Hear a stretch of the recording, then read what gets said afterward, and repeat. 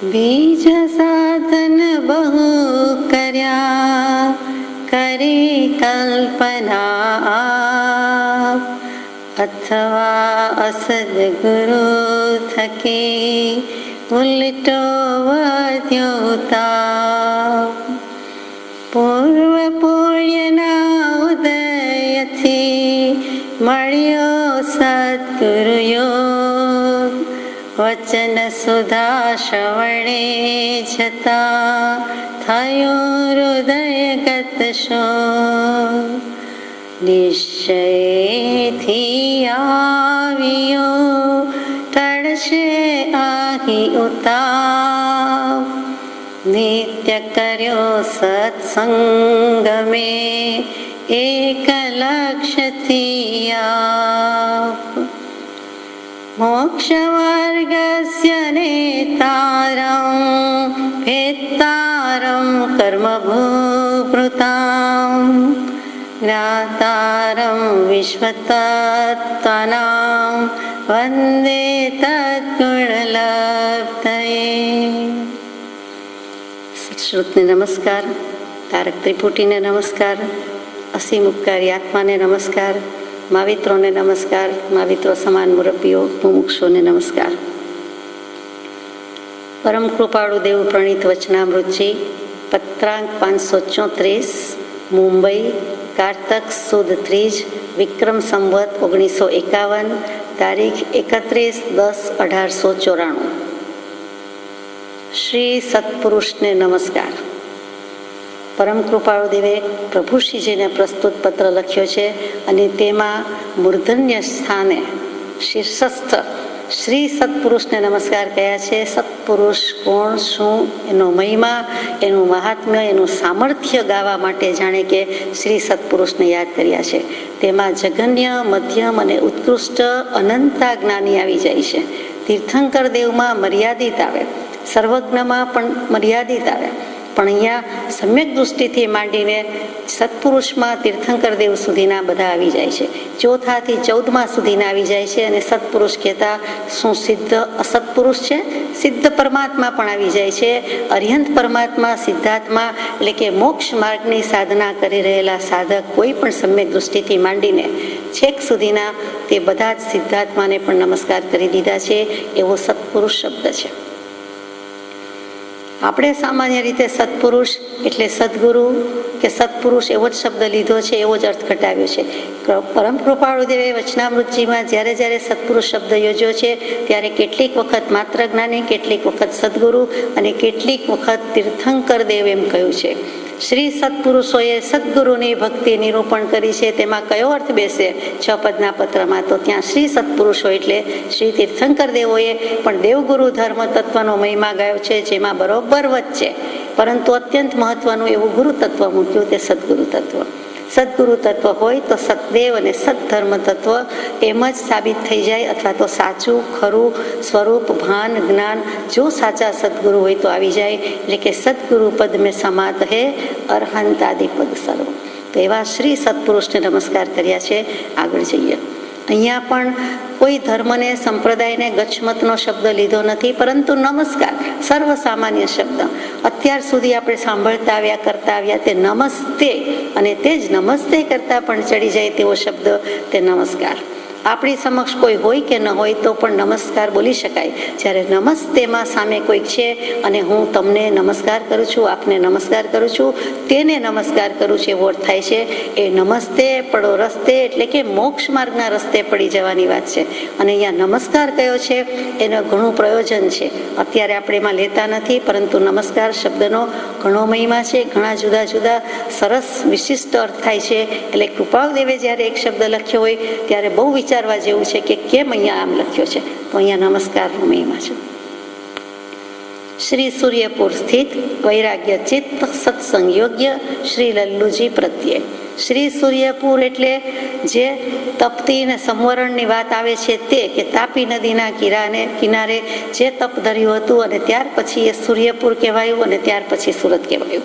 એ તપતી અને એના ઉપરથી તાપી થયું છે. તો એ સૂર્યપુર સ્થિતની વાત છે. તો પ્રભુ શ્રીજીનું વિક્રમ સંવત 1950નું ચોમાસું, અત્યારે 51 છે, નવું બેસતું વર્ષ થઈ ગયું, કાર્તિક સુદ ત્રીજ કહીએ એટલે, પરંતુ હજી જસ્ટ ચોમાસું પૂરું જ થયું છે, એટલે થવું છે તે વખતની વાત છે. એટલે કે તે ચોમાસું અને સુરતમાં છે અને ત્યાં પ્રભુ શ્રીજીની સ્થિતિ છે. અને પ્રભુ શ્રીજીએ સુરતના ચોમાસા દરમિયાન 3 પત્ર પરમ કૃપાળુદેવને લખ્યા છે. એ ત્રીજા પત્રના પ્રત્યુત્તર રૂપે કૃપાળુદેવે આ પાઠવ્યું છે. 2 પત્રોનો જવાબ આપ્યો નથી. શું કામ એ આગળ જોઈએ. તો શ્રી સુરતમાં જેમની સ્થિતિ છે તેવા વૈરાગ્ય ચિત્ત, તમારા ચિત્તમાં વૈરાગ્ય છે, પ્રવર્તે છે, એટલે વૈરાગ્ય ચિત્ત, અને સાથે સાથે સત્સંગ યોગ્ય, એટલે કે ચિત્તમાં વૈરાગ્ય હોવાથી અને સત્સંગને યોગ્ય હોવાથી અમે આ પ્રમાણે લખીએ છીએ. એટલે હજુ તો વિશેષણ આટલા જ મળ્યા છે, વૈરાગ્ય ચિત્ત અને સત્સંગ યોગ્ય આ પત્રમાં શ્રી લલ્લુજી પ્રત્યે એટલે લઘુરાજ સ્વામી પ્રભુ શ્રીજી પ્રત્યે. શ્રી મોહમયી ભૂમિથી પ્રભુ શ્રીજી સુરતમાં, પરંતુ પરમ કૃપાળુદેવ તો કે મોહમયી ભૂમિથી, પણ મોહમયી નગરીમાં પણ જેમની અમોહપણે નિર્મોહપણે સ્થિતિ છે તેવા, અને અહીંયા વિશેષણ બદલ્યું છે, પોતે જ જીવન મુક્ત દશા ઈચ્છક, જીવતા છતાં જે મોક્ષ છે, મોક્ષ સ્વરૂપ છે, દેહ છતાં દેહાતીત દશા છે, એવા જીવન મુક્તના લક્ષણ અવધૂત ગીતા, અષ્ટાવક્ર ગીતામાં બહુ સુંદર હશે. બીજા પણ કેટલાક શાસ્ત્રોમાં હશે. વેદાંતના ઘણા શાસ્ત્રોમાં, અગત્યના શાસ્ત્રોમાં જીવન મુક્ત દશાના લક્ષણ હોય જ. ગીતાજીમાં સ્થિત પ્રજ્ઞાના લક્ષણ મૂક્યા હોય. પરમ કૃપાળુદેવ કયા લક્ષણ કહે છે અહીંયા? તો કે તીવ્ર મુમુક્ષુના લક્ષણ, મોક્ષાભિલાષીના લક્ષણ, એના કરતાં પણ લક્ષણ કરતાં પણ દેહ છતાં મુક્ત છે, જીવતા હોવા છતાં જે મુક્ત છે તેવા પુરુષના લક્ષણ. લગભગ સ્થિત પ્રજ્ઞ દશામાં કહેવાય, લગભગ કહીએ છીએ તેવા કૃપાળુદેવ શ્રી કરીને 7 કે 8 ટપકા છે, આપ ગણી જોશોજી. તો 7 કે 8 ટપકામાં શું મુકાય? તો કે એક તો હમણાં છેલ્લા કેટલાક પત્રથી આત્મ સ્વરૂપના પ્રણામ લખે છે. તો આપણે આત્મ સ્વરૂપ રાજચંદ્ર ગણીએ તો 7-8 ટપકા થઈ જાય. અને જેટલા ટપકા તેટલા અક્ષર, સામાન્ય રીતે એવું થતું ચાલ્યું આવે છે. અને સહજાત્મ સ્વરૂપી લખીએ તો પણ ચાલે. એટલે 7 ટપકા ગણો કે 8 ટપકા ગણો, તો લિખિત અંગમાં શ્રી સહજાત્મ સ્વરૂપીના આત્મસ્મૃતિપૂર્વક યથાયોગ્ય પ્રાપ્ત થાય, અથવા તો સહજાત્મ સ્વરૂપ રાજચંદ્રના અથવા આત્મ સ્વરૂપ રાજચંદ્રના આત્મસ્મૃતિપૂર્વક યથાયોગ્ય પ્રાપ્ત થાય. વિશેષ વિનંતી કે તમારા લખેલા 3 પત્રો થોડા દિવસને અંતરે પહોંચ્યા છે. એક લખ્યો, બીજો લખ્યો, જવાબ નથી, તો પ્રભુ શ્રીજીને બહુ દુઃખ લાગ્યું છે, તો ત્રીજો લખ્યો. કૃપાળુદેવ નામ જ કૃપાળુદેવ, કરુણાળુ એટલે દયા આવી, એટલે પછી લખ્યો. તો ત્રીજા પત્રના જવાબમાં છે, શું કામ 2 પત્રમાં જવાબ નથી આપ્યો? તો કે ખરું તો કૃપાળુદેવ જાણે, પણ આપણે તો અનુમાન કરીએ છીએ કે 2 પત્રો લખ્યા છે. તે બંને પત્રમાં યોગ વાસિષ્ઠ વાંચ્યા પછી, કેમ કે અગાઉના ઘણા પત્રમાં યોગ વાસિષ્ઠ વાંચવાની ભલામણ કરી છે, અને યોગ વાસિષ્ઠ વાંચ્યા પછી પ્રભુ શ્રીજી જેવા પ્રભુ શ્રીજીને, દેવકરણજી મુનિને તો હું પરમાત્મા છું એમ થોડું થઈ ગયું, પણ પ્રભુ શ્રીજીને પણ એ વંશે એવો ભાવ, એ વખતે એવો ભાવ આવી ગયો, અને તે ભાવ કૃપાળુદેવના જ્ઞાનમાં છલકાઈ ગયો. ખબર પડી ગઈ કે અહીંયા તો યોગ વાસિષ્ઠ વાંચતા આવું થઈ ગયું છે. અહમ બ્રહ્માસ્મિ, હું ને ભગવાન આત્મા, હું જ પરમાત્મા, જેમ સમયસારજી વગેરે નિશ્ચયાત્મક ગ્રંથો વાંચતા જીવને કોઈ ભક્તિ ન હોય, કોઈ ભાવ ન હોય, કઈ સત્પુરુષની પ્રતીતિ ન હોય, માથે સત્પુરુષ ન હોય, અને શુષ્ક જ્ઞાનમાં પરિણમી જાય છે. અથવા ભક્તિનું, ક્રિયાનું કોઈ જ મહાત્મ્ય નથી હોતું, માત્ર જ્ઞાનનું મહાત્મ્ય હોય, પણ શુષ્ક જ્ઞાન છે. રેતી લોટની જેમ બંધાતી નથી, ગમે તેટલું કરો. લોટમાં કંઈક નાખતા બંધાય છે, એમાં બંધાવાની શક્તિ છે. તો ભક્તિમાં પણ એટલી શક્તિ છે જે નથી મળી, એટલે ભીનાશ નથી, ભાવ ભીનાશ નથી, એટલે કેટલીક શુષ્કતા આવી જાય છે. એમ અહીંયા પ્રભુ શ્રીજીને શુષ્કતા તો નહીં કહેવાય, પરંતુ અહમ બ્રહ્માસ્મિ એટલે કે હવે કંઈ વિશેષ કરવાનું હોય નહીં. વળી દીક્ષા તો લીધી છે, વૈરાગ્ય તો છે, સર્વસંગ પરિત્યાગ તો છે, અને એવું કંઈક વેદાઈ જાય છે જે કૃપાળુદેવના જ્ઞાન બહાર નથી. તો કૃપાળુદેવ લીધું છે, જવાબદારી લીધી છે, અને યોગ્ય લાગ્યા છે, માટે સંબોધન છે, વૈરાગ્ય છે, સત્સંગ યોગ્ય છે. માટે પ્રભુ શ્રીજીએ એટલો વૈરાગ્ય સત્સંગ હોવા છતાં સત્સંગને યોગ્ય છે, વધારો કરવાની જરૂર છે, તો કરુણા ભાવથી લખે છે. પહેલો પત્ર નહીં જવાબ આપ્યો એટલે પ્રભુશ્રીજીને થયું કંઈક ભૂલ, બીજો પત્ર વધારે ભૂલ, ત્રીજો પત્ર તો કૃપાળુદેવની દશા ગમે તેવી હોય પણ મને 2 લીટી તો પહોંચ લખે જ, પણ કંઈક વાંધો છે એટલે ત્રીજા પત્રમાં ઘણું બધું લખ્યું છે કે હું કયો તે કરું, પરંતુ મારો દોષ કાઢનાર બીજું કોણ હોય? આપ જ છો અને આપનો જ મને આધાર છે, શરણ છે, તો મને મારા દોષ કોણ કાઢશે? મારા દોષ કઢાવવા માટે મોટી મહેરબાની કરજો, એમ કરીને ઘણા વિશેષણ લખીને પત્ર લખ્યો છે. તો એ પત્રના જવાબમાં પરમ કૃપાળુદેવને થયું કે 2 પત્રો, 3 પત્રો, હવે એ જાણે જ છે કે દોષ કંઈક થયો છે, ભૂલમાં છું, વાંકમાં છું, ગુનામાં છું, તો એ અપરાધ મારે કાઢી નાખવો પડશે. એમને હવે કંઈક યોગ્ય કહેવાનું થયું છે. લોઢું ગરમ હોય ત્યારે ટીપી નાખવાનું છે, ઘડી નાખવાનું છે, એમ કરીને કૃપાળુદેવે આ ત્રીજો પત્રનો જવાબ આપ્યો. શરૂઆત કરીએ.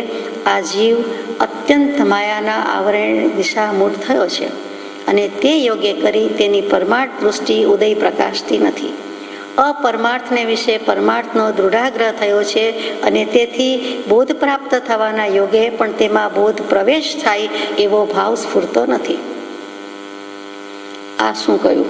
તો કે આ જીવ, તો કૃપાળુદેવ તમે આપ એમ તો લખે નહીં, એટલે પોતાની જાતને પણ સાથે લેતા હોય કે બહુ જ વ્યાપક રીતે જનરલાઇઝ સેન્સમાં લખ્યું છે કે આ જીવ એટલે કોઈ પણ જીવ અત્યંત માયાના આવરણે દિશામૂળ થયો છે.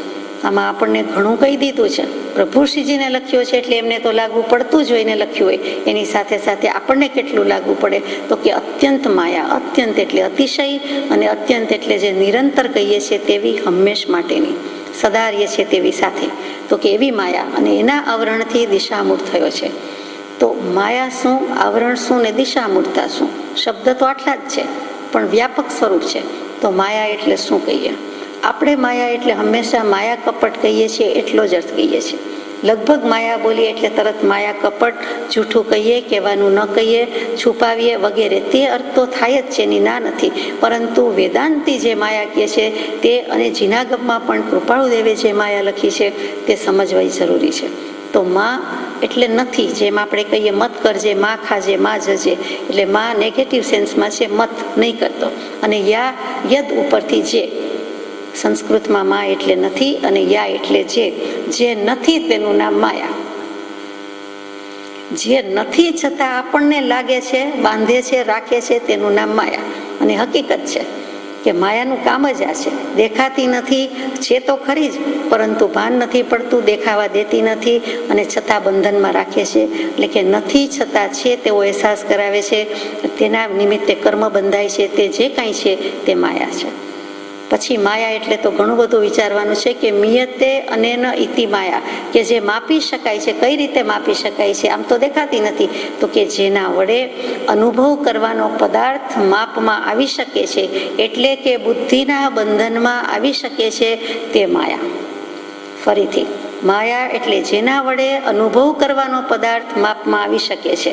માયા પોતે દેખા દેતી નથી, દર્શન દેતી નથી, પણ એને કારણે આપણને ખબર પડે છે કે આ વસ્તુ આ પ્રમાણે છે, આનું નામ આ છે, આનું કામ આ છે, આનો ધર્મ આ છે, આનું લક્ષણ આ છે. તો કે જેના વડે કે જેના દ્વારા અનુભવ કરવાનો પદાર્થ માપમાં આવી શકે છે. માપ એટલે આપણા જ્ઞાનમાં, જાણવામાં આવી શકે છે, એટલે કે બુદ્ધિના બંધનમાં આવી શકે છે, તેનું નામ માયા છે. અહીંયા ઘણું કહી દીધું કૃપાળુદેવે. ને માયા, તો કે માયા આ લોકમાં પણ નુકસાન કરે છે, અપયશ અપાવે છે અને મૃત્યુ બાદ પણ અધોગતિ કે દુર્ગતિમાં લઈ જાય છે. માયા ઉભય લોકને બગાડે છે, માટે માયાથી દૂર કે વેગળા રહેવું જોઈએ. માયાવી મોક્ષ માર્ગમાં પ્રવેશ જ પામી શકતો નથી, હાલી ચાલી વિચરી શકતો જ નથી, કેમ કે પ્રવેશ જ નથી. તો માયાવી થવાનું નથી અને માયાવી જાદુગરને પોસાય, આપણને પોસાય નહીં. આપણે એવા જાદુગર નથી કે જાદુ કરતા કરતા છતાં પણ અલિપ્ત રહી શકીએ કૃપાળુદેવની જેમ. તેઓ શ્રી તો જગતને, જગતની લીલાને બેઠા બેઠા મફતમાં જોઈ ગયા, જોઈ શક્યા, પરંતુ આપણે કિંમત ચૂકવીએ છીએ, ટિકિટ લઈએ છીએ, નૂતન કર્મ બંધ કરતા જઈએ છીએ. માટે એ પોસાય એવું નથી, માયાવી રહેવાનું નથી. માયા નામનું 18 પાપ સ્થાનકમાં એક શલ્ય મૂક્યું છે.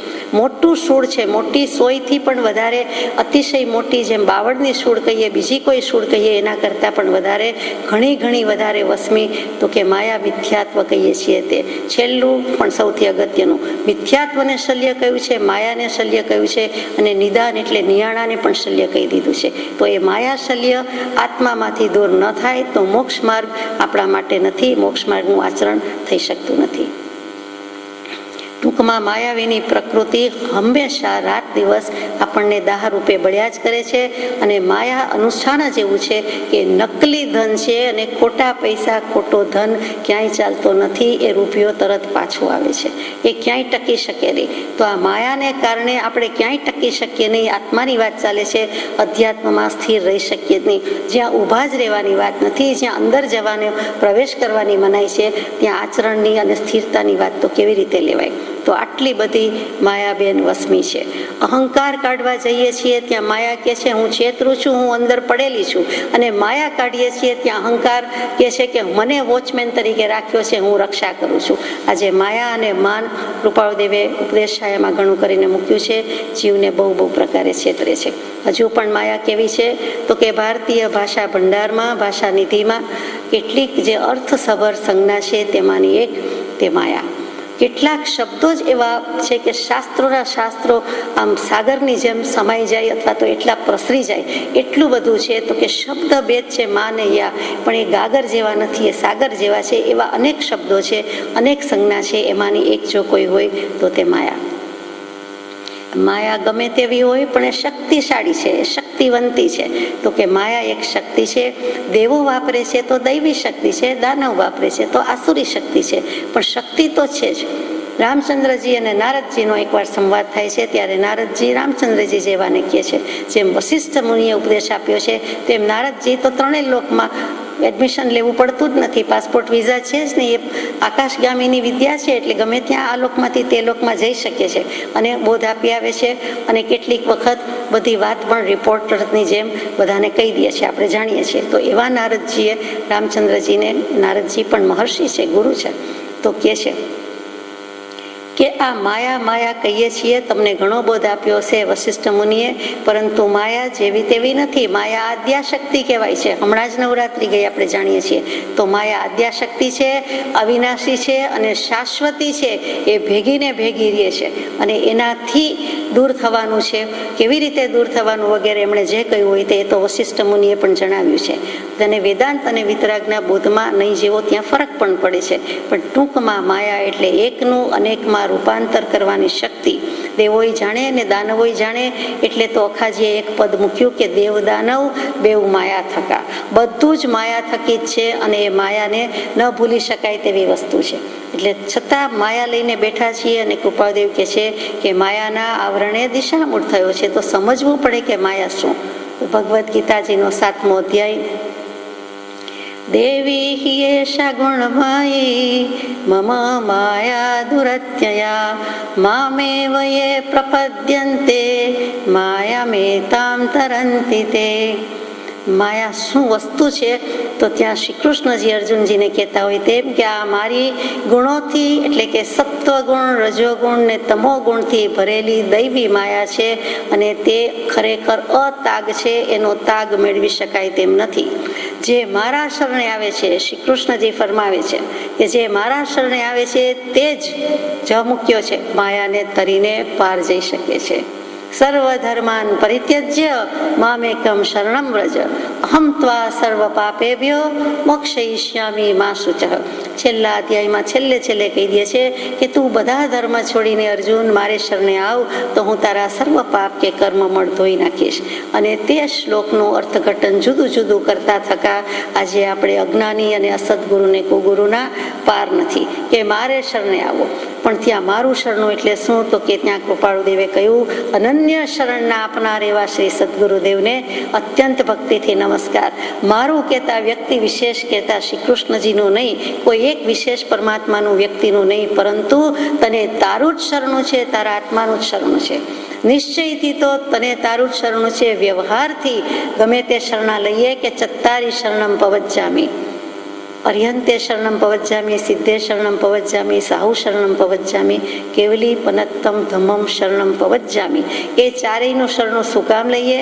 ધર્મને પામ્યા છે, આત્માને પામ્યા છે, અને એમનો જે બોધ છે તે આત્મ પ્રાપ્તિનો જ છે, માટે તેમને શરણે જઈએ છીએ. તો એ અવલંબન રૂપે બરાબર છે, પરંતુ ખરેખર તો વાસ્તવિક રીતે પંચાધ્યાયિકારે પણ કહી દીધું કે પોતાને પોતાનું જ શરણ છે. પોતાનું શરણ કહેતા જ્ઞાનનું જ શરણ છે. જ્ઞાન સ્વરૂપી છે, જ્ઞાન સ્વભાવી છે, અને જ્ઞાન સ્વરૂપતા, જ્ઞાયકતા તે જ તેને આત્માના અનુભવમાં લઈ જશે. એટલે શરણ કહેતા અહીંયા ઘણું બધું કહી દીધું છે, અને માયા કરતા કહેતા પણ ઘણું કહી દીધું છે. આ ગીતાજીના શ્લોકમાં જે મૂળ વાત આવી તે કે શરણાગતિનો ભાવ આવ્યો, અને એની પહેલા જે કહ્યું તે માયા છે શું? તો કે 3 ગુણોની પ્રકૃતિ છે, તે 3 ગુણોથી બંધાયેલી છે તે માયા: સત્વગુણ, રજોગુણ, તમોગુણ. શ્વેતાશ્વતર નામનું ઉપનિષદ, આમ તો અનેક ઉપનિષદ છે, મુખ્ય 108, એમાંનું એક શ્વેતાશ્વતર ઉપનિષદ. એમાં 4થા અધિકારમાં ઘણું ગણીને આવશે કે માયાને તું પ્રકૃતિ જાણ. રીતસરનો બોધ આપ્યો છે કે તું એક પ્રકૃતિ ગણ માયાને. જેમ કર્મ પ્રકૃતિ અનંત પ્રકારની કે મુખ્ય પ્રકાર 8 કહીએ છીએ, તે માયા પણ એક પ્રકૃતિ છે.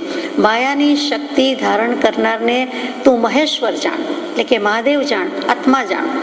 અને એ મહેશ્વરના અંશનો જ આખા જગતની સૃષ્ટિમાં વિસ્તાર થયેલો છે, પથરાયેલો છે. આ જગત કે અખિલ બ્રહ્માંડ કે સકલ સૃષ્ટિ છે એ માયાનો જ પ્રસ્તાર કે પથારો છે. આપણે જે પ્રપંચ શબ્દ કહીએ છીએ તે પ્રપંચ એટલે માયા કપટ માત્ર નથી, પરંતુ પ્રપંચ એટલે 5 ઇન્દ્રિયો અને મનથી થતો વિસ્તાર છે. હું નિરંતર પ્રપંચમાં પડ્યો છું, તો નિરંતર કંઈ આત્માને ભૂલી ગયા છીએ કે નિરંતર માયા કપટના કામ કરે છે? કપટ વેતરતો નથી હંમેશા, પરંતુ આત્માને ભૂલી જાય છે. એટલે એવું જ થયું કે મૂળ વસ્તુને ભૂલી ગયા, એટલે બીજા બધા ગુણ કે પ્રકૃતિ આવીને ઊભી રહી ગઈ. તો એ પણ કરવા જેવું નથી. અહીંયા પ્રકૃતિ કહ્યું એટલે સાંખ્ય દર્શનનો સિદ્ધાંત આવે કે પ્રકૃતિ અને પુરુષ, આત્મા સદા અસંગને કરે પ્રકૃતિ બંધ, તે સાંખ્ય દર્શનની વાત છે. અને તેનો કરુણ પ્રકાશ પરમ કૃપાળુ દેવે ન ખબર પડે તેવી રીતે આત્મસિદ્ધિ શાસ્ત્રમાં મૂકી દીધો છે. ત્યાં સમાધાન કર્યું છે કે સાંખ્ય દર્શન કહે છે તો તેની અપેક્ષાએ તે સાચું છે. 25 તત્વો એટલે કે 25ની સંખ્યાનું બનેલું જે દર્શન છે તેનું નામ સાંખ્ય દર્શન છે. એટલે 25 તત્વો ઉપર ભાર મૂક્યો, સંખ્યા ઉપર ભાર મૂક્યો, એટલે સાંખ્ય દર્શન છે. અને તેનામાં પણ કહ્યું કે પુરુષ કહેતા ત્યાં પુરુષ પર્યાય નહીં, પુરુષ કહેતા આત્મા, અને પ્રકૃતિ કહેતા સ્ત્રી નહીં, પણ આ સત્વ, રજો અને તમો ગુણની પ્રકૃતિ છે. તે આત્મા સદા નિરાકાર નિર્લેપ જ રહે છે. જે કંઈ થાય છે આત્મા તો દ્રષ્ટા જ છે, તો કે પ્રકૃતિ જ કરે છે. એને વિતરાગ દર્શનથી લ્યો તો ખોટું નથી. કંઈ કે આત્મા દ્રવ્ય નિત્ય છે, પર્યાય પલટાય. આત્માને આમ પણ કંઈ થતું નથી, લાગતું ઓળખતું નથી, નિષ્પત નથી. જે કંઈ થાય છે પર્યાયમાં થાય છે. તે સાંખ્ય દર્શન કે વેદાંત દર્શન પાસે પર્યાય શબ્દ નથી. વેદાંત જેને સર્વવ્યાપકતા કહે છે તેને જીનાગમ સર્વ પ્રકાશતા સ્વપર પ્રકાશકતા કહે છે, પણ તેમની પાસે સ્વપર પ્રકાશકતા શબ્દ નથી, એટલે સર્વવ્યાપકતા કહ્યું છે. પરંતુ બંનેનું જો ખરેખર તુલનાત્મક દૃષ્ટિએ જોઈએ તો જે વસ્તુ ઘટતી હતી કે ઓછી લાગતી હતી, અધુરાશ હતી, તે કૃપાળુદેવે કોઈને કોઈ રીતે પત્રમાં હાથનોંધમાં પૂરી કરી દીધી છે. આપણને ઉકેલતા ફાંફા પડે છે, પરંતુ તેમણે તો બધું જ કહેવાનું કહી દીધું છે. આમ પણ એવું જ છે, આત્માને કંઈ થતું નથી તો પછી કર્મ જ થયા કરે છે, ભાવ કર્યા કરે છે અને બાંધ્યા કરે છે. વાસ્તવમાં આત્મા કરતા નથી. જ્ઞાન દશામાં આત્મા કરતાય નથી ને ભોગતાય નથી. અજ્ઞાન દશામાં આત્મા કરતા છે, ભોગતા છે. એટલે સ્વરૂપ પરિણતિએ નિજ સ્વભાવનો કરતા કયો, સ્વભાવ પરિણતિએ નિજ સ્વરૂપનો કરતા કયો. તે કરતા બરોબર છે કે આત્મા કાંઈક તો કરે જ છે, અર્થ ક્રિયા પરિણતિ તો ચાલુ જ છે, એટલે એ બરોબર છે. પરંતુ દ્રવ્ય કર્મ અને ભાવ કર્મ જે રીતે મૂક્યું છે, જે નહીંથી મૂક્યું છે તે રીતે કરતા છે. પરંતુ વાસ્તવમાં in its true sense, really speaking, તો કે આ રિયલ વસ્તુ આત્મા છે એ કાંઈ કરતો નથી. જે થાય છે તે પર્યાયમાં થાય છે. દ્રવ્ય તો અકબંધ છે, ઘડી બંધ છે. ચારે ગતિમાં જઈ આવ્યો તો પણ આત્માનો એક પ્રદેશ ઓછો વધતો થયો નહીં, કે ખાલી થયો નહીં, ભરાયો નહીં, વધ્યો પણ નહીં, ઘટ્યો પણ નહીં, અને ઘસાયો પણ નથી. એનો વાળ પણ વાંકો થયો નથી. એટલા દુઃખ સહન કરીને આવ્યા, એટલી સુખ સાહેબીમાંથી આવ્યા, પણ આત્માને કાંઈ ફેર પડતો નથી. તો એવો આત્મા નિરંજન નિરંજન, નિરાકાર, નિર્લેપ, નિર્વિકાર છે. એ માત્ર દૃષ્ટા જ છે અને એણે જ્ઞાતા દ્રષ્ટા જ રહી જવાનું છે, એ કરતો નથી. આટલું જ ભાન આપણને નથી, એટલે કૃપાળુદેવને આટલી કરુણા કષ્ટ ઉઠાવવું પડ્યું છે. બાકી જાજુ તો હિસાબ છે જ નહીં, આટલો જ હિસાબ છે. તો આપણે માયાની વાત કરતા હતા. ટૂંકમાં એટલું જ કે નખથી નક્ષત્ર સુધી કે પિંડથી બ્રહ્માંડ સુધી જે કંઈ છે, સચરાચર સૃષ્ટિ કહીએ છીએ, જળ અને ચેતન બધા આવી ગયા, બંને આવી ગયા, એટલે આખી દુનિયા આવી ગઈ. એ પંચમહાભૂતની જ બનેલી છે, એમ એ બધા કેટલાક દર્શનનું કહેવું છે, જે વિતરાગ વાણીથી આપણે સ્વીકારી શકતા નથી.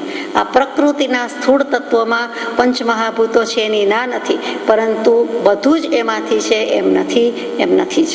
એટલે કે માયા દેવોની દૈવી શક્તિ, દાનવની આસુરી શક્તિ, અને છતાં માનવોને સંચાલિત કરતી આંતરશક્તિ તો છે અને છે. એ માયા છે તો જ સ્વભાવનું ભાન કે સ્વરૂપ પ્રગટાવવાની શક્તિ પણ રહેલી છે. માયાની રચના ગહન છે. 329માં પત્રમાં આટલું જ મૂકી દીધું. પણ માયા સમજાય તો ગહનની ખબર પડે. તો કે માયા સમજવી પડે. તો કે જે આપણે કહીએ છીએ કે સ્વભાવ એકલો નથી, તો સિદ્ધ ગતિમાં હોઈએ, પરંતુ સ્વભાવ સાથે વિભાવ, તો કે વિભાવ એટલે સ્વભાવથી વિરુદ્ધ ભાવ નથી, વિશેષ ભાવ છે. એટલે કે સ્વભાવના આધારે કે સ્વભાવ છે તો વિભાવ થઈ શકે છે. ભલે કરવાની ના છે, પરંતુ વિભાવ પ્રભાવને આધાર કોનો છે? સ્વભાવનો છે. સ્વભાવથી વળોટી જાય છે. આપણે કહીએ કે ડાયો પછી દોઢ ડાયો, તો ડાપણ તો ખરું જ, થોડુંક છલકાઈ ગયું, થોડુંક વધારે થઈ ગયું, પણ મૂળમાં ડાપણ તો ખરું જ ને, શબ્દ તો ખરો જ ને. એમ સ્વભાવ તો છે જ, પણ પછી વિરુદ્ધ ભાવ નથી, વિશેષપણે પરિણમી ગયો. ચા છે, દૂધ છે, જગ છે, મગ છે, રેડીએ છીએ, એની કેપેસિટી પ્રમાણે રેડીએ છીએ. આપણું પણ બેલેન્સ માઇન્ડ એન્ડ બોડી છે, કાંઈ વાંધો આવતો નથી, પણ છલકાઈ જાય છે. ત્યારે શું? તો કે ઠેકાણું નહોતું. શું? તો કે સ્વભાવ નહીં, વિભાવ દશાને ભજી. પરભાવને વિભાવ થયો એટલે એ છલકાઈ ગયું. બાકી એમાં સમાવાની શક્તિ છે, આકાશાસ્તિકાય છે, એનો ગુણ છે, એટલે જગમાં મગમાં એ વસ્તુ સમાય છે, આપણે રેડી શકવાની શક્તિ છે. પરંતુ કોઈક રીતે બેલેન્સ ચૂક્યા, તો તેથી સ્વભાવ સ્થિતિ દશા ચૂક્યા, તો ત્યાં વિભાવ થઈ ગયો. એવી જ રીતે આપણે કર્યા કરીએ છીએ. એટલે આ સમજવા જેવી વાત છે. આપણે કાલી ઘેલી આપણી સીધી સાદી ભાષામાં વાત કરીએ છીએ, પણ શાસ્ત્રનો સાર છે. સ્વભાવ, વિભાવ, દશા અને માયા તો સમજવી જ પડે. જેટલી સમજાય તેટલી, જે રીતે સમજાય તેટલી, તો એમાંથી માર્ગ નીકળે. એટલે અહીંયા પણ એ જ કહેવું છે કે સર્વ વિભાવ પર્યાયમાં માત્ર પોતાને અધ્યાસથી ઐક્યતા થઈ છે. તો સ્વભાવને શેનો આધાર? સ્વભાવને કોઈનો આધાર નહીં. સ્વભાવનો આધાર બધાને, સ્વભાવને કોઈનો આધાર નથી. આ એક મહાસિદ્ધાંત છે. મીઠામાં રહેલી ખારાશ કે સાકરમાં રહેલું ગળપણ, એને કોનો સ્વભાવને, એને કોનો આધાર છે? મીઠાને આધાર કોનો? મીઠાની ખારાશનો આધાર. એટલે મીઠાની ખારાશ છે એનો સ્વભાવ થયો, એનો ગુણ થયો, એનું લક્ષણ થયું, એનો ધર્મ થયો. એ એનાથી છૂટું પાડી શકાતું નથી. એને એનો આધાર છે જ, એ વિના છે જ નહીં. એટલે એને આધાર છે. પરંતુ એને બીજા કોનો આધાર? તો એને કોઈનો આધાર નથી. ખારાશ એમ કહી શકે કે હું ખારું જ, બસ હું ગળ્યું જ, પતી ગઈ વાત. એમ સ્વભાવ છે તે સમજવા જેવો છે. આ જળ વસ્તુનો સ્વભાવ જાણ્યા પછી જ એનો ઉપયોગ કરીએ છીએ આપણે, ખરું? તો આપણે આત્મા અનંત ચતુષ્ટય ધરાવીએ, 4 ગુણ મહાગુણ ધરાવીએ, બીજા તો અનંત ગુણ ધરાવીએ, અને આપણી શક્તિનો જ આપણને પરચો નહીં, આપણી શક્તિનો જ આપણે કંઈ વિશ્વાસ કરતા નથી કે શ્રદ્ધા મૂકતા નથી કે હું તો અનંત ગુણને શક્તિનો સ્વામી, સમ્રાટનો સમ્રાટ છું. સ્વરાજ મને જ ખપે, મારે જ મારા આત્માને આઝાદ કરાવો છે. દેશને આઝાદ કરનારા તો મળે, પણ આત્માને આઝાદ કરાવનારા અથવા કરનારા બહુ ઓછા છે. આગળ જઈએ તો નખથી નક્ષત્ર, પિંડથી બ્રહ્માંડ સુધી આ પ્રકૃતિના બધા જ તત્વો અને 5 મહાભૂતોના બનેલા છે. અને માયા શક્તિ રૂપે છે. માયાથી સ્વરૂપની પ્રાપ્તિ પણ થાય છે. એ કેવી રીતે એ બધું વિચારીશું. એટલે બધી માયાની જ નિપજ છે. માયાથી દૂર ભાગી શકાય તેવું નથી. અત્યારે આપણે આટલું રાખીએ છીએ આ પત્રમાં, પછી આગળ જઈએ છીએ કે માયાના આવરણથી દિશામૂળ થયો છે. અત્યંત માયાના આવરણે, નાની સૂની નથી, મહા મોટી મસ મોટી માયા છે. અને એ જેમ અજગર સાપ કે અજગર આપણને ગળી જાય, ખાઈ જાય, સાપ મોરને ગળી જાય છતાં ક્યાંય ખબર પડે નહીં, એવો ને એવો એવું જ આત્મા કરે છે. શું કામ? તો કે અત્યંત માયાના આવરણે દિશામૂળ થયો છે. મૂઢ કહી દીધા કૃપાળુ દેવે, આપણને અપશબ્દ કયો, આપણને દુઃખ લાગી જાય છે, બેઠા કરી દેવા છે. અહીંયા કૃપાળુ દેવે પ્રભુશ્રીજીને લખ્યું છે. શું થયું હશે? પ્રભુશ્રીજીને વાંચી દે. આપણને ગમતું નથી મૂઢ કહે તો દિશામૂળ થયો છે. દિશાનું ભાન નથી. દોટ મૂકે છે, વૈરાગ્ય આવ્યો, સંસાર છોડ્યો, પરંતુ દોટ મૂકવી છે કોની પાછળ જવું છે, કોને પકડ્યા છે? દીક્ષા ગુરુ છે, શિક્ષા ગુરુ કોણ છે? અને હવે કૃપાળુદેવને 2-3 વર્ષથી 1946થી લગભગ 4 વર્ષથી પકડ્યા છે, જાણ્યા છે, ઓળખ્યા છે, તો પણ હજુ જે થવું જોઈએ તે કેમ થયું નથી એ કૃપાળુદેવને લાગે છે. યોગ વાસિષ્ઠ વાંચવાનું કહ્યું તો એનું અવળું પરિણામ આવ્યું, એટલે દિશા મૂટકાઈ દીધા છે. એ કઈ દિશામાં જવું છે તે હજુ ખબર નથી. કોને કહે છે? કૃપાળુદેવ પ્રભુશ્રીજીને લખે છે. એનું જાણે કે ભાન નથી. માયારૂપી અંધારું છે, અહીંયા માયારૂપી આવરણ, એટલે કે માયાનું આવરણ એટલે માયારૂપી અંધાપો કે આવરણ છે, અને એટલે પરમાર્થ કે અપરમાર્થની તમને દૃષ્ટિ થતી નથી. પરમાર્થમાં અપરમાત્માનો, અપરમાર્થમાં પરમાર્થમાનો. આપણને કોઈ કહે કે ધર્મને અધર્મ, અધર્મને ધર્મ માનો છો, સુગુરુને કુગુરુ કહો છો ને કુગુરુને સુગુરુ કહો છો, તો એ ગમતું નથી, ગળે ઉતરતું નથી. તો ભગવાનને કૃપાળુદેવે પ્રભુશ્રીજીને આવું પત્રમાં લખ્યું, આપણને વાંચતા બેઠા કરી દેવું છે. અને તે યોગ્ય કરી તેની પરમાર્થ દૃષ્ટિ ઉદય પ્રકાશતી નથી. પરમાર્થ દૃષ્ટિ, આત્મદૃષ્ટિનો ઉદય થતો નથી. દ્રવ્ય દૃષ્ટિ પ્રકાશમાં આવતી નથી. મોક્ષ ભણી દૃષ્ટિ થતી નથી. અપરમાર્થને વિશે પરમાર્થનો દૃઢાગ્રહ થયો છે, અને તેથી બોધ પ્રાપ્ત થવાના યોગે પણ તેમાં બોધ પ્રવેશ થાય એવો ભાવ સ્ફૂરતો નથી. અપરમાર્થ, મોક્ષ સિવાયની વાત સંસાર, સંસારમાં મોક્ષ માન્યો અને મોક્ષમાં સંસાર માન્યો. હવે કૃપાળુદેવ પ્રભુશ્રીજીને લખે, પ્રભુશ્રીજીએ તો દીક્ષા લઈ લીધી છે, તો પણ લખે છે કે એવું થયું છે, એટલે બોધ પ્રાપ્ત થવાનો જ્યારે યોગ થયો તેમાં પણ બોધ પ્રવેશ થાય એવો ભાવ તમને સ્ફૂરતો નથી. આ તો પર્સનલ લેવલની જ વાત થઈ છે, જનરલ છે એમ નથી કેવું. ભલે આપણે બોધ લેવાનો છે, પરંતુ અત્યારે કૃપાળુદેવ ટુ પ્રભુશ્રીજી છે, અને પ્રભુશ્રીજીને આમ લખ્યું હોય કે બોધ પ્રાપ્ત થવાના યોગે તમારામાં બોધ પ્રવેશ પામતો નથી, સમાવેશ પામતો નથી, એન્ટર થતો નથી. કેમ એન્ટ્રી નથી? તો કે તમને કૃપાળુદેવનો પોતાને આવો યોગ મળ્યો, મનુષ્ય ભવ મોંઘો, દીક્ષા લીધી, વૈરાગ્ય થયો, અને સત્સંગ સત્પુરુષનો યોગ મળ્યો, એટલે કૃપાળુદેવનો યોગ મળ્યો, અને તો પણ તેમાં હજુ એવો ભાવ સ્ફૂરતો નથી. શું કામ? તો કે 20 દોહા કૃપાળુદેવે પ્રભુશ્રીજીને આપી દીધા છે, દાન આપી દીધું છે, મોકલી દીધા છે, ઘણા વખતથી મોકલ્યા છે. તો કે 20 દોહામાં જે નથી નથી છે એ બધું છે થયું જણાતું નથી. આમ સીધો ઠપકો છે. પ્રગતિ પત્રક આપતા હોય ને બધા લાલ ચોકડા મૂકી દીધા હોય એવી દશા કરી છે ભગવાને આ પત્રમાં, કે તમને એવો ભાવ ઓછો છે એમ નહીં, સ્ફૂરતો નથી. કયો? શુદ્ધ ભાવ મુજમાં નથી સર્વ તુજરો. તો શુદ્ધ ભાવ જ નથી, અને એટલે જ અનંત દોષ છે. અનંત ગુણની બદલે અનંત દોષ છે. મહા મોટું મિથ્યાત્વ એ જ જ્યાં સુધી રહ્યું છે ત્યાં અનંત દોષનો સરવાળો ગુણાકાર બધું થયા કરે છે. એટલે અનંત દોષનો ટોપલો છે, અનંતમાં બધું આવી ગયું, ઢગલો છે. એટલે હું તો દોષ અનંતનું ભાજન છું કરુણાળ. તો કે મેં આપ્યું, લખ્યું, તમે વિચારો છો, કેટલું વિચારો છો, કેમ પરિણમન થતું નથી? એટલે એવો ભાવ સ્ફૂરતો નથી. એ આદિ જીવની વિષમ દશા કઈ પ્રભુ પ્રત્યે દિનત્વ કયું છે. એટલે કે જે વિવેક, ધૈર્ય અને આશ્રય એ વલ્ભાચાર્યજીની પુષ્ટિ માર્ગના 3 મોટા સિદ્ધાંત કે 3 મોટા ગુણ, જે 3નું પ્રતિપાદન તેમના હરિવરાયજી વગેરે થયા. તેમણે આમાં તો હરિરાયજી છે, શિક્ષાપત્ર વગેરે લખ્યું, અને એ 3 ગુણની રચના કરી, કે 3 ગુણની મહિમા સ્થાપ્યો છે. અહીંયા એ જ કહેવું છે, જુદી રીતે છે, કે દિનત્વ કયું છે કે હે નાથ, હવે મારી કોઈ ગતિ કૌંસમાં માર્ગ દેખાતી નથી. પ્રભુશ્રીજીને કહે છે કે એમ થવું જોઈએ કે હે નાથ, હવે મારી કોઈ ગતિ મને દેખાતી નથી, મને માર્ગડો સુજાડ.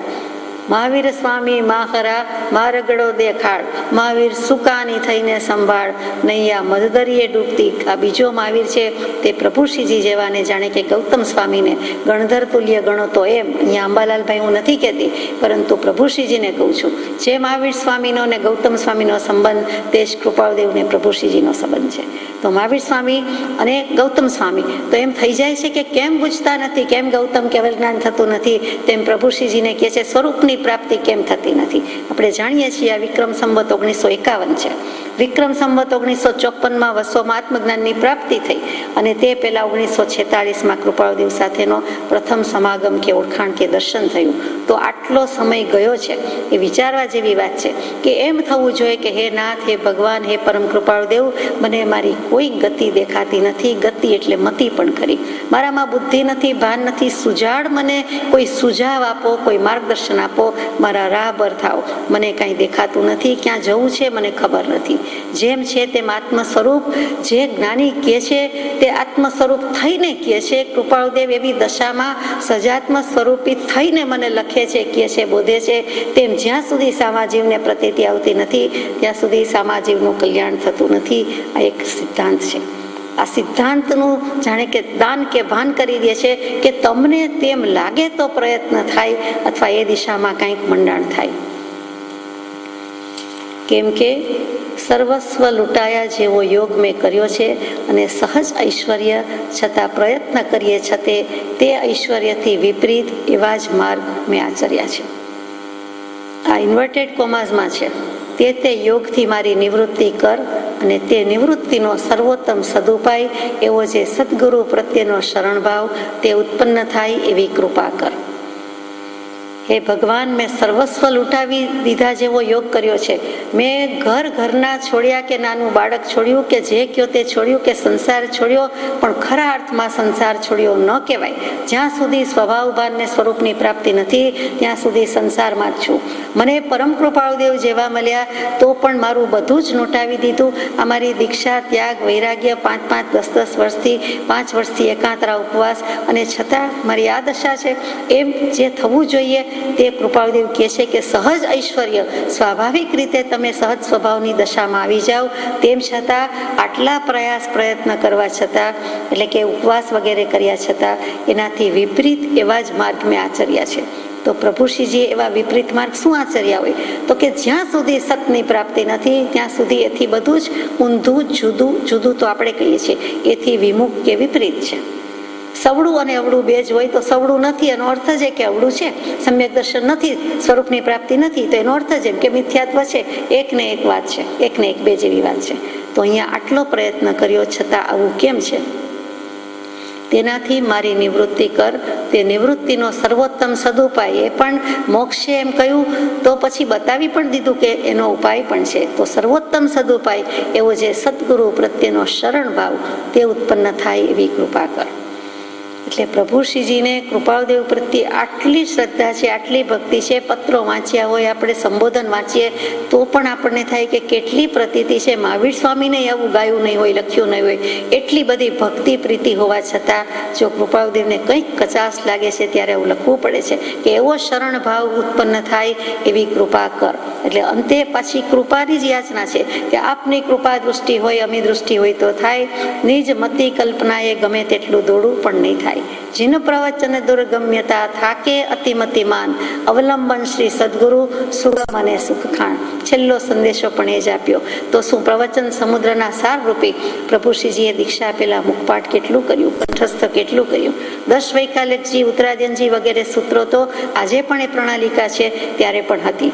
એ કંઠસ્થ હોય, મુખપાઠ હોય, સ્થાનકવાસી આમનાઈમાં, પછી બીજો કેટલોય અભ્યાસ હોય, પછી જ દીક્ષા અપાય છે.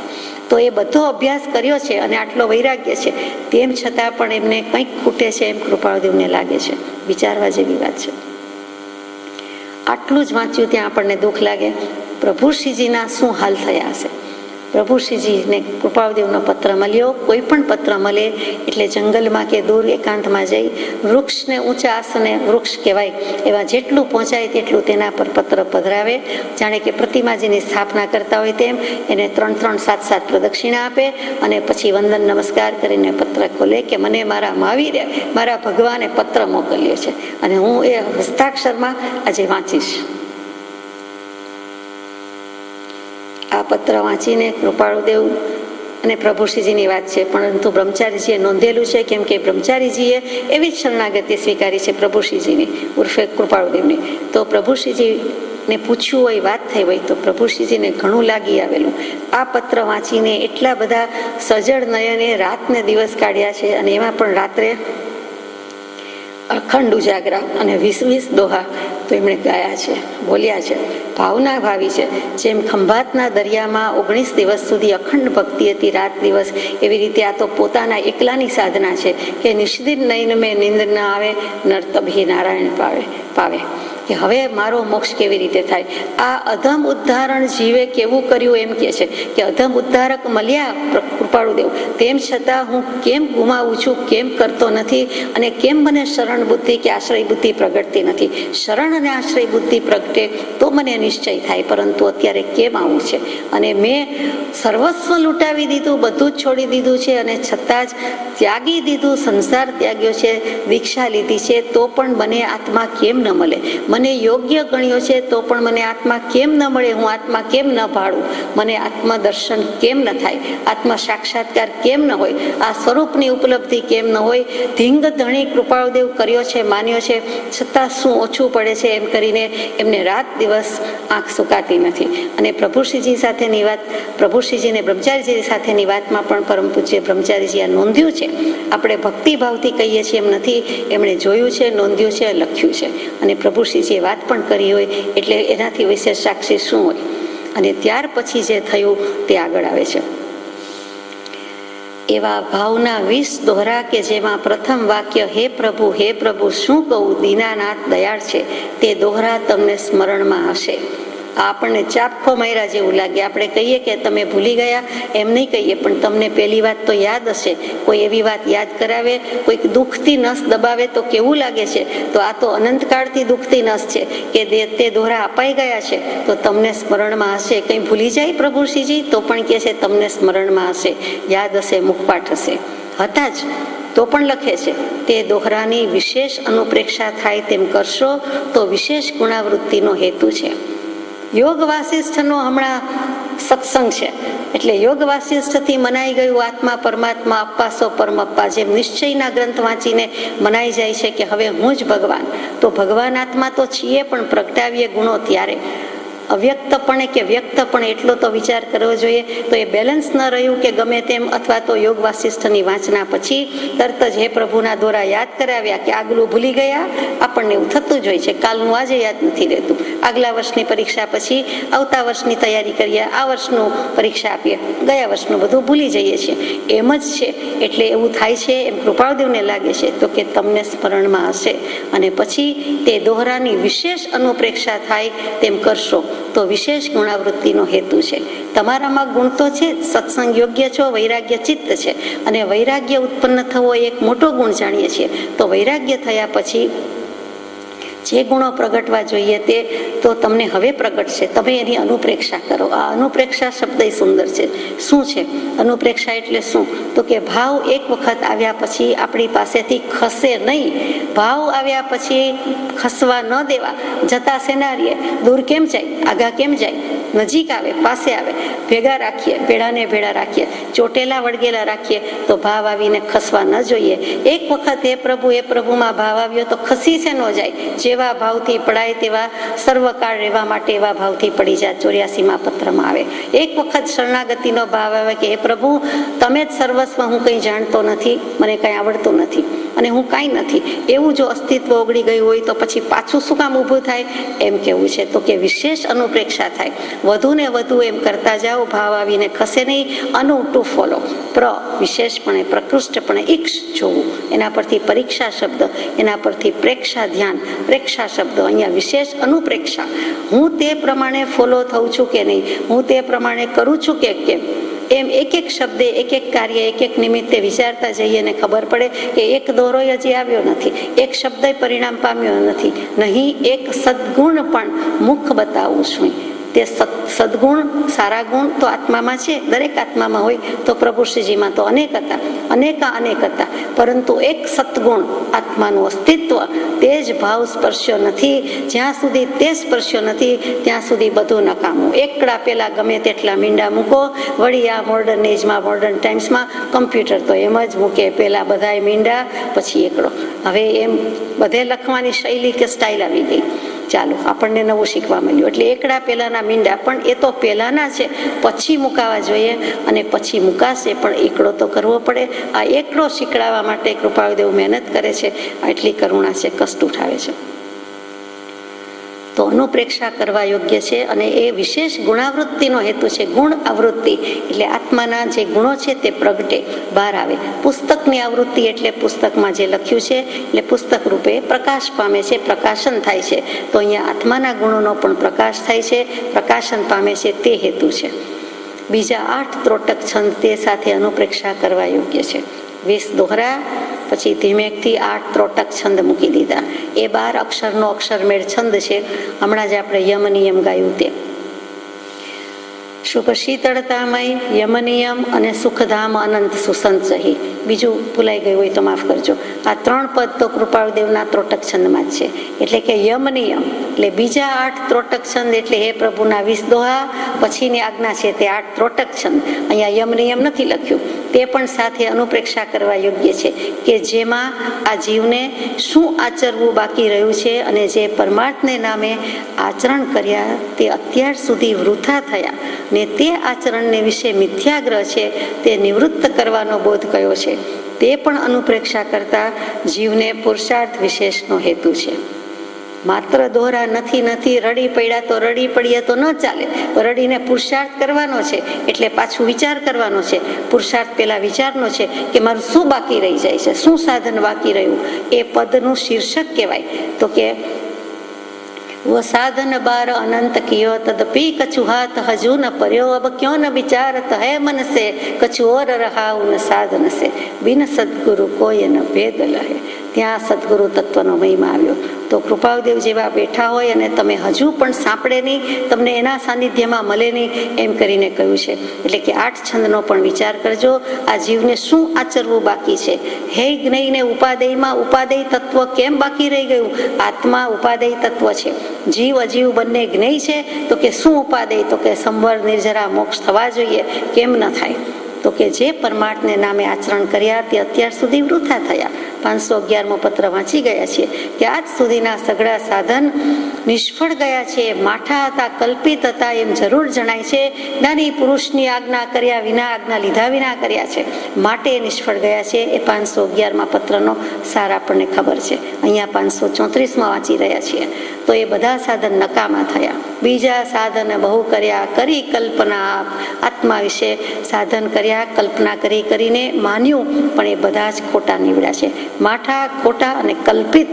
હવે સાચું તો કે તે આચરણને વિશે પાછો મિથ્યાગ્રહ છે કે શાસનની ધુરા અમારા હાથમાં છે. સાધુ સાધ્વી શ્રાવક શ્રાવિકા ચતુર્વિધ સંઘ અને અમે સર્વસંઘ પરિત્યાગ કર્યો છે એટલે અમે સાધુ કહેવાય, મુનિ કહેવાય. અને અમારે હવે કાંઈ ખાસ કરવાનું હોય નહીં. કેટલીક ઉત્તમચર્યા હોય અને એનું જ પાલન કરવાનું છે. 5 સમિતિ 3 ગુપ્તિનું પાલન કરવાનું છે. અને હવે અમારે સત્સંગ કરવાનો હોય નહીં, કોઈનો સત્સંગ કરવાનો હોય નહીં એમ સાધુપણામાં મોટે ભાગે મનાઈ જાય છે. તે કૃપાળુદેવે ઠપકો મૂક્યો હોય તેમ સમજાય છે કે કયું સાધન બાકી રહ્યું? તો કે સત્સંગ ને સત્સંગ તે મોટું સાધન છે. સૌથી પહેલું, સહેલું ને વહેલું છે, પરંતુ તે જ જીવે કર્યું નથી. અને તે અનુપ્રેક્ષા કરતા જીવને પુરુષાર્થ વિશેષનો હેતુ છે. તો તમારો પુરુષાર્થ ઉપડશે, એકદમ કરેડિયા કરીને પુરુષાર્થ ઉપડશે. આગળ વાંચીએ. યોગ વાસિષ્ઠની વાંચના પૂરી થઈ હોય તો થોડો વખત તેવો અવકાશ રાખી, એટલે હમણાં ફરી વાંચવાનું બંધ રાખી ઉત્તરાધ્યાયન સૂત્ર વિચારશો. કેટલું ધીમેથી મૂક્યું છે. આપણાથી બોલાઈ જાય છે કે યોગ વાસિષ્ઠ વાંચ્યું તેનું આ પરિણામ આવ્યું કે શું, પરંતુ કૃપાળુદેવે એની વાંચના પૂરી થઈ હોય તો થોડો વખત અવકાશ રાખી. હવે કોઈ દિવસ હાથમાં લેતા નહીં એમ નહીં, મેં ક્યાં આપણે આ વાંચવાનું કહ્યું એમ નહીં. થોડો વખત, ફોર એ વાઇલ, રિસેસ, રેસ્ટ, ગેપ, થોડોક અવકાશ રાખો અને થોડીક જગ્યા કોને આપો? તો કે હમણાં એ વાંચવાનું બંધ રાખી ઉત્તરાધ્યાયનજી સૂત્ર વિચારશો. જે મૂળ સૂત્ર છે 10 વૈકાલિકજી, ઉત્તરાધ્યાયનજી, નંદી સૂત્ર, અનુયોગ દ્વાર, આ 4 મૂળ સૂત્ર કહેવાય. શ્વેતાંબર રામનાયમાં સ્થાનકવાસી, દેરાવાસી બંનેને માન્ય છે તેવું મૂળ સૂત્ર.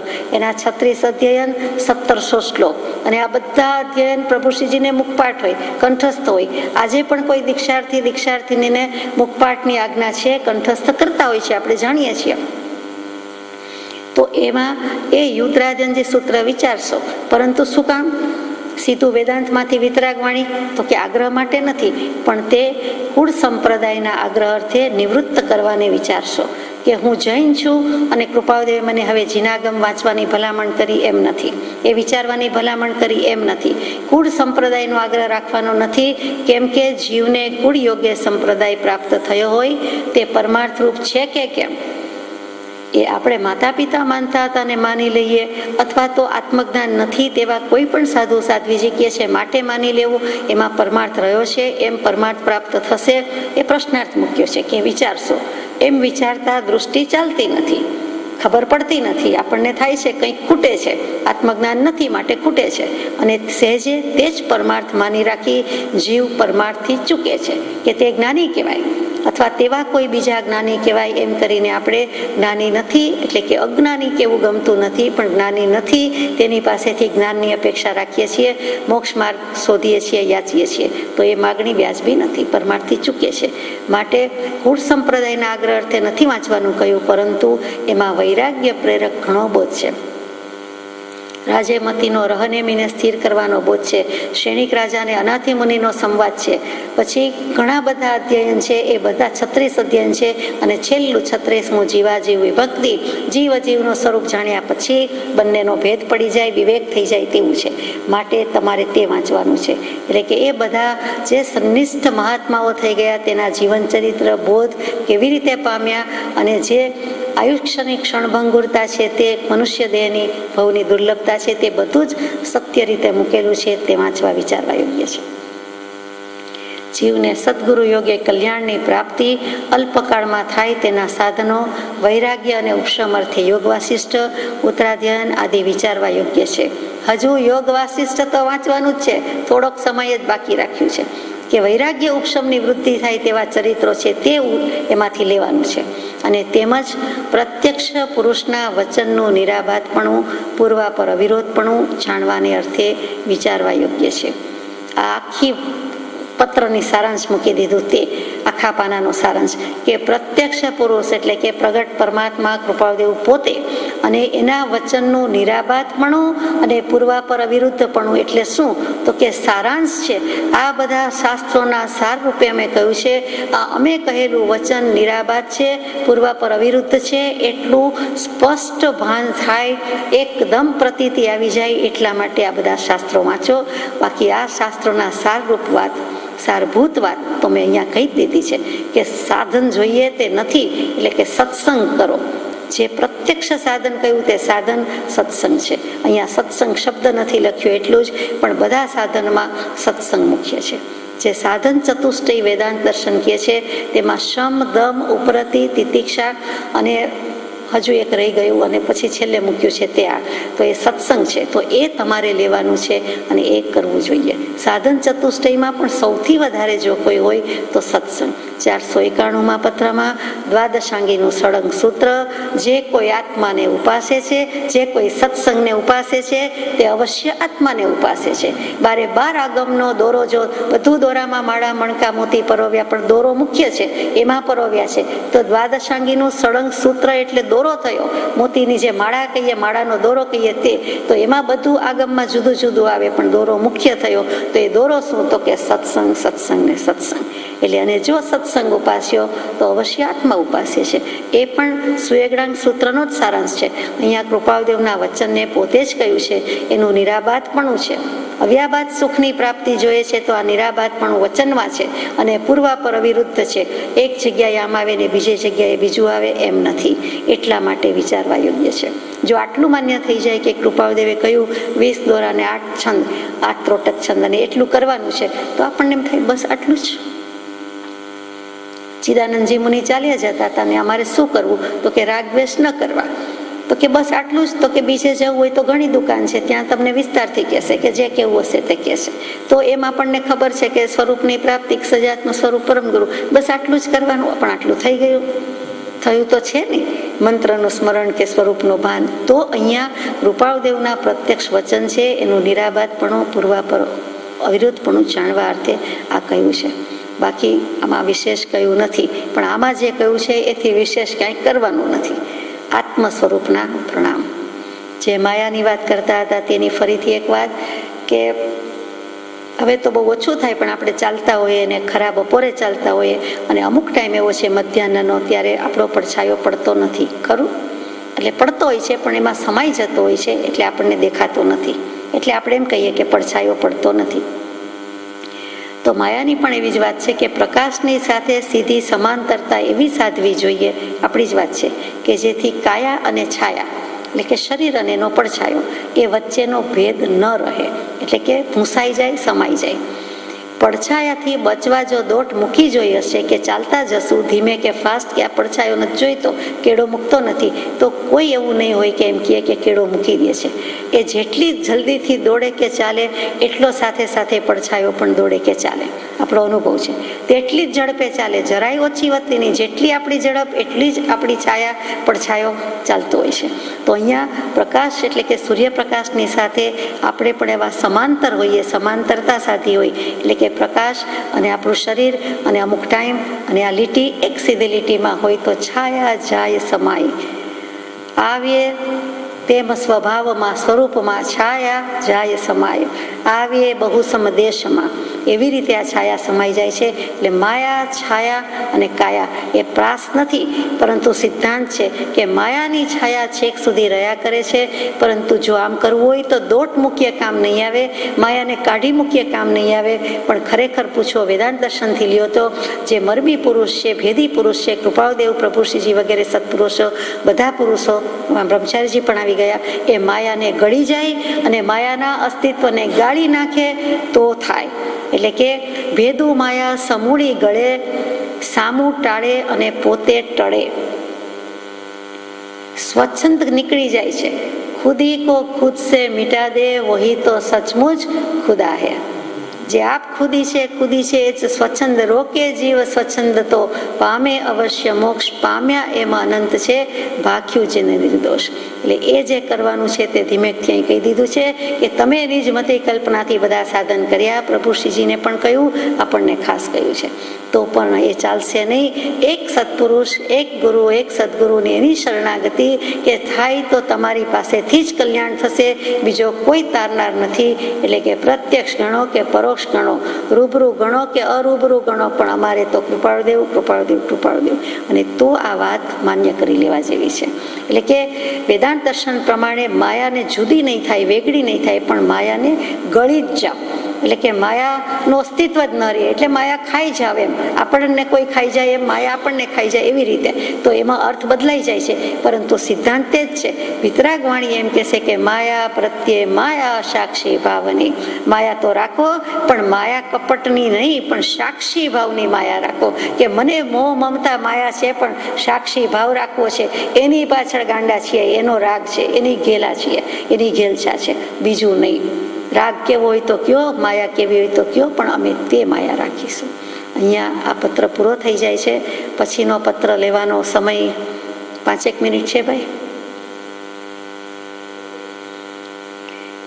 પત્રાંક 535, મુંબઈ, કારતક સુદ 30, બુધ, વિક્રમ સંવત 1951, તારીખ 31/10/1894. એટલે કે સેમ ડે, તે જ તિથિ મિતિ ને તારીખે લખેલો પત્ર છે, પરંતુ વ્યક્તિ બદલાય છે, પાત્ર બદલાય છે.